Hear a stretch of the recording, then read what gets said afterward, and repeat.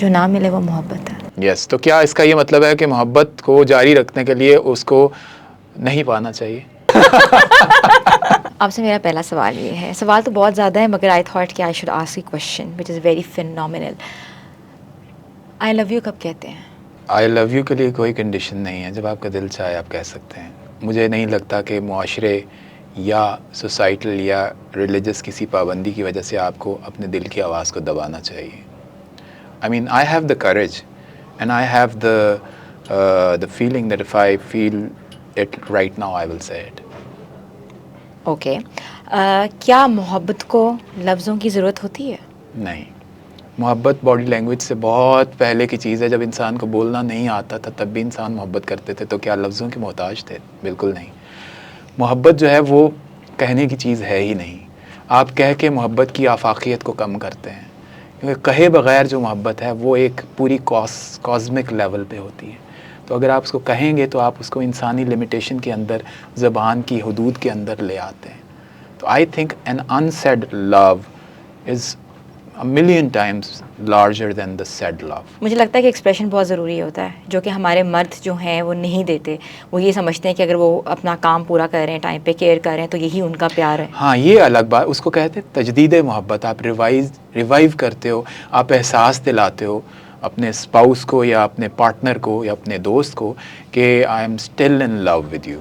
लेकिन उसके लिए इजहार इस हद तक ज़रूरी है कि वो सिर्फ लफ्ज़ों का मोहताज ना हो, एक्शन से भी साबित किया जाए। यानी अगर आप सिर्फ लफ्ज़ सुन के मुतमईन हो जाते हैं तो फिर मोहब्बत करने वाला और महबूब दोनों एक आर्टिफिशियल स्टांस में रह रहे हैं। तो एक्शंस जो है ना वो मोहब्बत का ज़्यादा खुला और ज़्यादा पुरएतबार इजहार करते हैं। मोहब्बत बार बार होती है कि एक बार होती है? वो कौन से अफसाने हैं कि जो एक बार होती है? मुझे तो लगता है मोहब्बत बार बार होती है।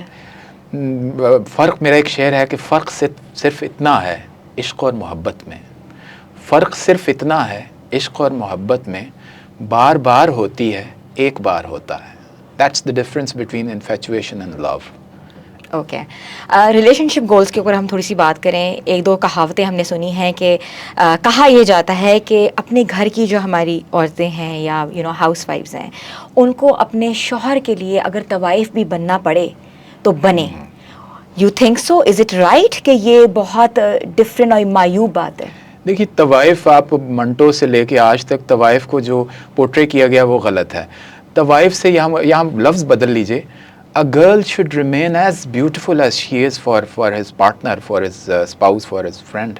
मुझे ये लगता है कि एक ख़ातून या एक लड़की को अल्लाह ने पैदा किया है, ज़ाहिर अपना करियर वो चलाए, मैं फेमिनिस्ट के ख़िलाफ़ नहीं हूँ, अपना करियर वो चलाए, but she is been born beautiful. एक औरत खूबसूरत, औरत बदसूरत या कम सूरत हो ही नहीं सकती। अल्लाह ने कोई औरत कमसूरत पैदा नहीं की। सवाल यह है कि ये मखलूक, ये तख्लीक जो अल्लाह की आला तरीन तख्लीक है, वो अपने आप को कैरी किस तरह करती है, उसके ऊपर एक रिस्पॉन्सिबिलिटी नहीं कहा जाएगा। उसे चाहिए कि वो ख़ुद खूबसूरत रहे और अपने अंदर की खूबसूरती को बाहर लाती रहे। इसका ये मतलब नहीं कि 16 सिंगार करके वो तवाइफ बन जाए। उसको सिंगार करना चाहिए अपने लिए अच्छा लगने के लिए। और मुझे ये लगता है कि हर एक प्लेटफॉर्म पे, हर एक शक्ल में, सूरत में, भेस में, रूप में मर्द और औरत को अपना इजहारिया करते रहना चाहिए। A man should look as handsome as he is, a woman should be as pretty as she is. और इसके लिए एक दूसरे का दिल मुसलसल जीतते रहना चाहिए। Every day in a relationship is a new day. जब आप ये कहते हैं ना कि यार इसको फॉर ग्रांटेड ले लो, 10 साल मेरे नाल है, होने कितनी जाएगा या होने कितनी जाएगी, that's where the flame starts extinguishing.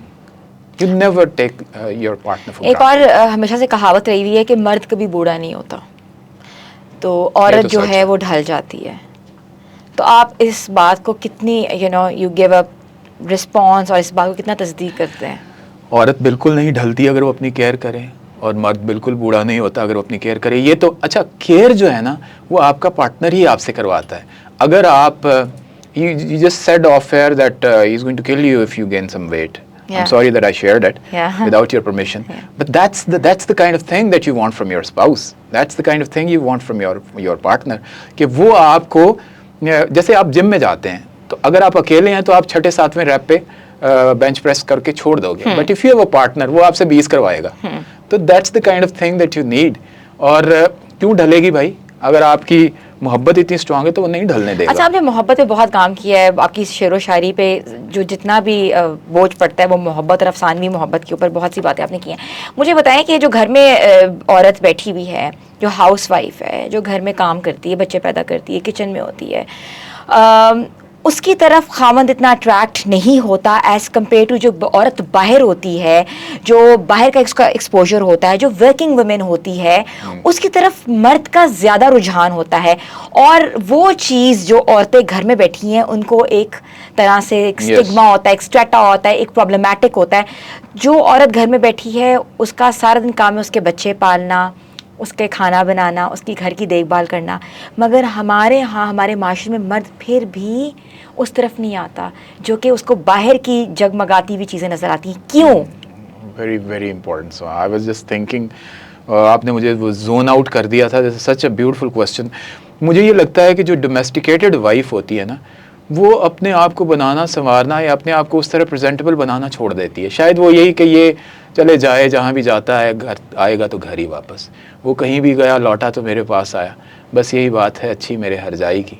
Parveen ने कहा था, और परवीन जैसी सेंसिटिव औरत से, वर्किंग लेडी से ये एक्सेप्टेबल नहीं था। इस पर यूसी ने बड़ा अच्छा जुमला कहा है। उन्होंने कहा कि परवीन ने जो कहा है ना कि बस यही बात है अच्छी मेरे हरजाई की, तो ये उस कमबख्त की वफा नहीं है, उसकी रिहायशी मजबूरी है, उसने जो वापस आना ही आना है। तो मुझे ये लगता है कि औरत चाहे घरेलू हाउसवाइफ हो या वर्किंग लेडी हो, वो अपने आप को प्रेजेंटेबल और ख़ूबसूरत रखेगी। तो वैसे मर्द की नेचर में जो मानने वाली बात है, डाइवर्सिटी तो है, पॉलीगैमी तो है, कसीरुल अज़वाज होना तो मर्द की नेचर है।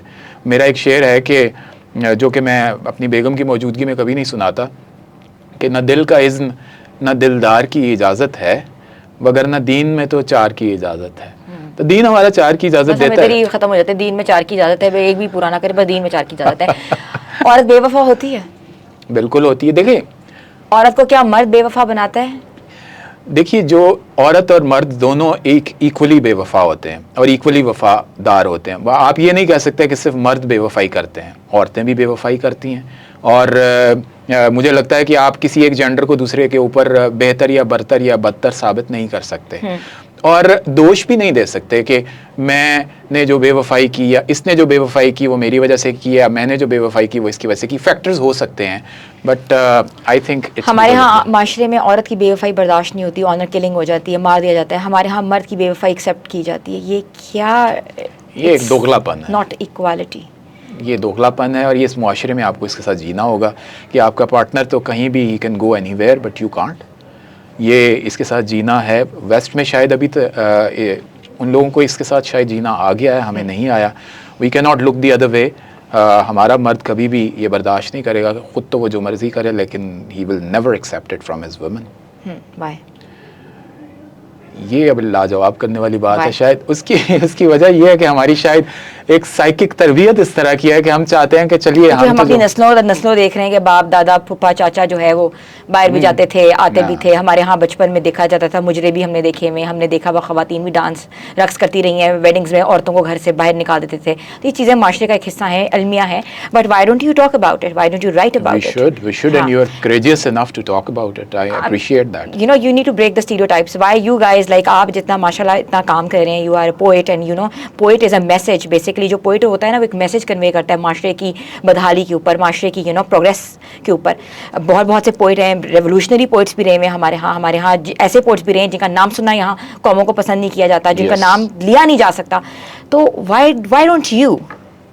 I've written on it, लेकिन वो ये इतना कंट्रोवर्शियल बन गया था कि then I had to take it off. आप सही कह रहे हो। ये अभी हमारी साइकी को 700-800 बरस लगेंगे उस जगह पे पहुंचने पे कि जहां मर्द इस बात को कबूल करने के लिए तैयार हो जाए कि ही विल एक्सेप्ट इट। अभी पिछले दिनों कुछ बहुत ऐसे ड्रामास चले जिस पे यही क्वेश्चन आखिरी एपिसोड तक चलता रहा कि क्या that guy mister X should miss Y को वापस एक्सेप्ट करना चाहिए था कि नहीं। कुछ लोगों ने कहा नहीं यार, अगर वो गलती करता है और एक्सेप्ट कर लिया जाता है तो अगर उसने गलती की है औरत ने तो उसको भी एक्सेप्ट कर लेना चाहिए। बट राइट नाउ आपने बहुत अच्छा फूड फॉर थॉट दिया। May be my next poem would be about that. हाँ, व्हाई नॉट? मोहब्बत हुई है कभी? Yes of course, why not. शादी वाली मोहब्बत नहीं, दूसरी मोहब्बत क्योंकि शादी वाली मोहब्बत मोहब्बत नहीं होती, जो हासिल हो जाए वो मोहब्बत नहीं है, जो ला हासिल है वो मोहब्बत है। हाँ, ये ठीक कह रही हैं आप। या मोहब्बत जो है वो हासिल हो जाए तो मोहब्बत नहीं रहती, मिट्टी बन जाता है। Should I attack you back? या श्योर। तो ये क्यों कहा जाता है कि जो मिल जाए वो मोहब्बत नहीं रह जाती? वो नहीं रहती। हाँ, मुझे वासिफ अली वासिफ से लेके अशफाक साहब तक और ऑस्कर वाइल्ड से लेके हमारे तमाम शायरों जो मिल तक, जाए वो मिट्टी है, जो ना मिले वो मोहब्बत है। यस। तो क्या इसका ये मतलब है कि मोहब्बत को जारी रखने के लिए उसको नहीं पाना चाहिए? आई थिंक नहीं पाना चाहिए, क्योंकि इतनी एक्सपेक्टेशन लेवल हाई हो जाता है, टॉलरेंस लेवल ज़ीरो हो जाता है, एक्सेप्टेबिलिटी ज़ीरो हो जाती है। And if you are with an unknown person, ये चीज़ें आप आप करते हो, आप उसके लिए सब कुछ करते हो to make him good, but when you know a person since ever, I don't think so it's possible for you to do the same. Absolutely. देखिए, पता उस वक्त चलता है जब आप 24 hours under the same roof रहते हैं। अच्छा, एक और साहब, मैं फारिस साहब आपसे पूछूंगी, ये डर किस चीज़ का? यू आर अ शायर, आप शायर हैं, आपके इर्द गिर्द झुरमट में हज़ारों किस्म की ख़वातीन आपको लाइक करती होंगी, पसंद करती होंगी, you are a handsome man, फिर ये डर किस चीज़ का? सोसाइटी ने एक डर हमारे जहन में बिठा रखा है, रिलीजन ने एक डर हमारे जहन में बिठा रखा है, जिसको खुरचने में अगर सदियां तो लगेंगी कम से कम। यानी एक प्रोग्रेसिव फॉरवर्ड लुकिंग मर्द के तौर पे मैं आपको बता रहा हूँ कि बहुत सारी चीज़ों का एक्सप्रेशन आप ऑन एयर नहीं कर सकते। आप इस वक्त you are in eastern Muslim society, जहाँ पर आप बहुत सारी ऐसी बातें नहीं कह सकते कि जो आप सोचते हैं, और शायद इसको बदलने में वेस्ट ने अपनी पॉलिटिक्स और अपनी रियासत और अपने रिलीजन को अलग अलग कर दिया। That's why they are progressing. अच्छा, हमारे माशरे में शुगर डैडीज़ का कॉन्सेप्ट बहुत है, हमारे माशरे में आजकल एक्स्ट्रा मैरिटल अफेयर्स का बहुत ज़्यादा कॉन्सेप्ट हो रहा है, बहुत ओपन टॉक हो रही है इसके ऊपर। What do you think about it? Please give your gesture, because one fine morning you are writing something for place, तो you can write about it. अच्छा, जो चीज़ मुआशरे में एग्जिस्ट करती है उसको हम अंडर द कार्पेट स्वीप नहीं कर सकते कि यार इस एदे वाल ना वेखो यार, ऐते होया ही नहीं भाई। There are certain examples happening, तो जो होगा उस पर लिखा जाएगा, क्योंकि आपका मीडिया और आपके प्लेज और आपकी शायरी आपके मुआशरे ही के तो अक्कास हैं, उन्हीं के तो आईनादार हैं, वही कहानियाँ तो आती हैं। हमने आंखें क्यों बंद की हुई हैं? एक्सेप्टेबिलिटी अभी आहिस्ता आहिस्ता आएगी, एक्सेप्टेबिलिटी बहुत कम है, and you are a very very dangerous anchor. ये तो थे हमारे साथ रहमान फारिस साहब विद हिज इक्वली कहते हैं ना कि उनकी डिफरेंट किस्म के ओपिनियंस थे, जिनसे हम इत्तेफाक करते हैं नहीं करते ये तो आप ही बताएंगे, मगर देखना ये कि माशरे की बदहाली और माशरे की जो तरक्की है वो किस चीज़ पर इन्हिसार करती है, और जो हमारी कहते हैं ना कि शेर व शायरी या सकाफ़त है, हम उसको झुटला नहीं सकते, उसको भुला नहीं सकते, वो हमारी कौम का और मुल्क का असासा है।